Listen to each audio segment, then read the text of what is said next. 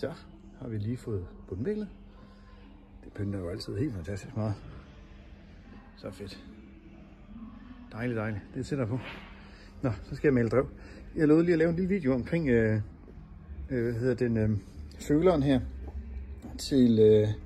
til rorsensoren. Den sidder monteret herude på toppen af drevet her og går ind i en wire herover. Og jeg ved ikke, hvor nemt det er at komme til at se det her, men nu prøver vi lige alligevel. Det ser jo, den går altså ind bag drevet her. Og så kommer den op, her har vi det brune af gearkablet her. Så herinde på indersiden af gearkablet. Nej, jeg ved ikke, om man kan se noget. Men der render det altså op der. Man kan sådan her. Kan man så se noget? Ja.